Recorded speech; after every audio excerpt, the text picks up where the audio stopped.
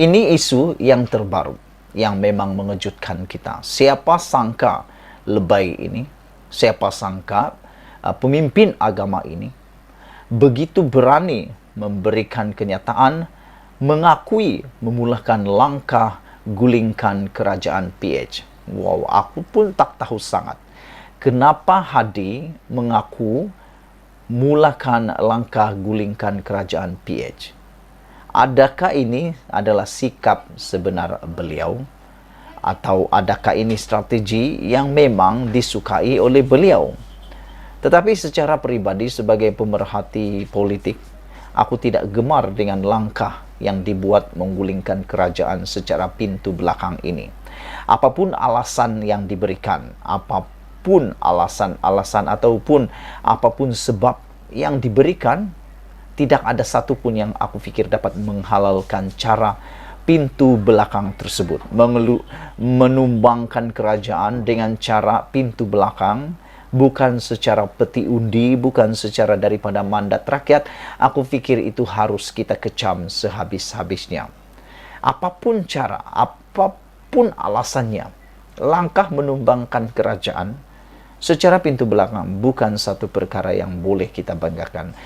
Tak apalah, mungkin Anda pikir PH saja yang perlu ditumbangkan secara pintu belakang. Tapi bayangkan kalau Barisan Nasional itu yang dibuat seperti PH. Apa agak-agak yang akan berlaku?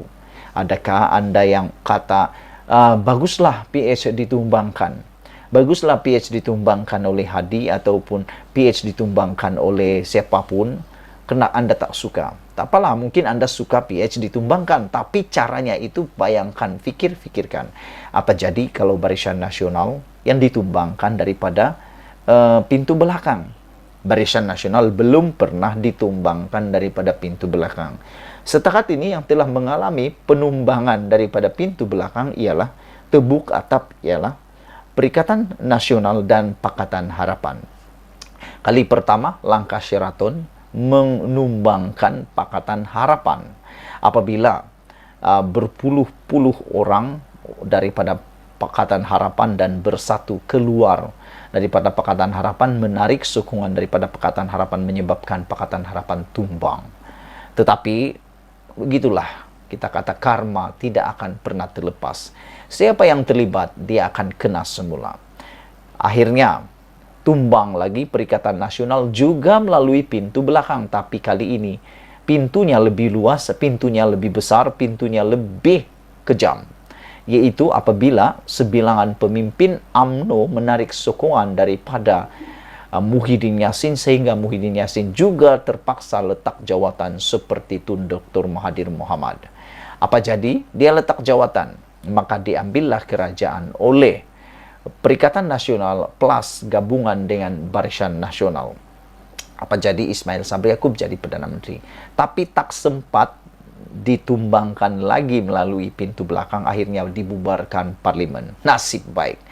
Aku pikir kalau tak lama ditahan-tahan lagi, memang ada harapan Ismail Sabri Yaakob juga akan merasa betapa pedihnya kerajaan ditumbangkan melalui pintu belakang ataupun daripada Tebuk Atap. Jadi fikirkan, kalau itu berlaku kepada Barisan Nasional atau berlaku kepada PAS, adakah Anda fikir itu satu perkara yang baik?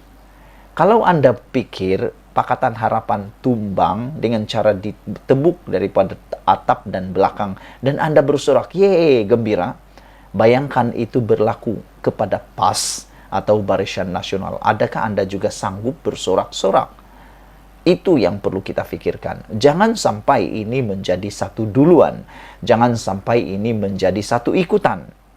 Karena biasalah, perbuatan baik sangat susah ditiru. Perbuatan jahat amat mudah ditiru.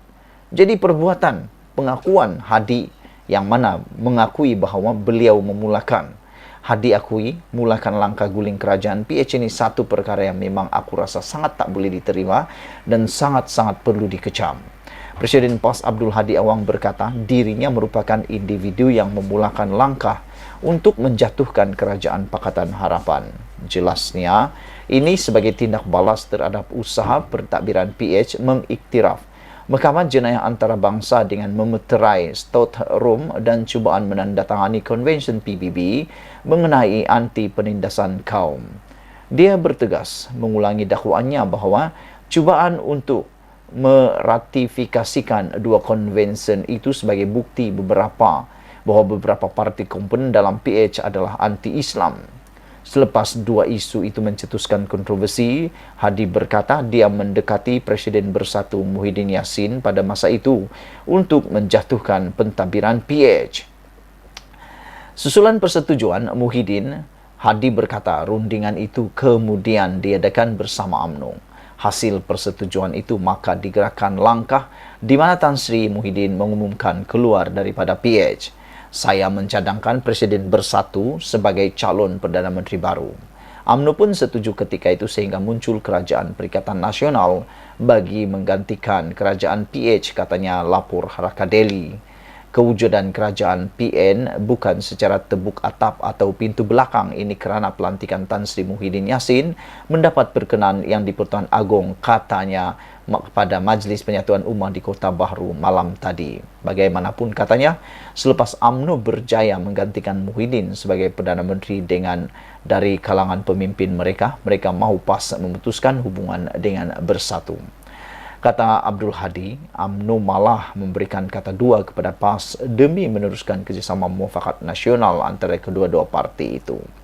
Pada 2019, Kerajaan PH ingin meratifikasi beberapa perjanjian dan konvensyen antarabangsa, termasuk Statut Rom dan Ikrad, tetapi tidak meneruskannya berikutan bantahan dan demonstrasi jalanan yang diketuai oleh UMNO dan PAS. Jadi maknanya sudah tidak ada lagi usul untuk meneruskan meratifikasikan perjanjian dan konvensi antarabangsa tersebut. Yang aku hairan, akhirnya Hadi memang mengakui ini rupa-rupanya siapa selama ini yang difikirkan menjadi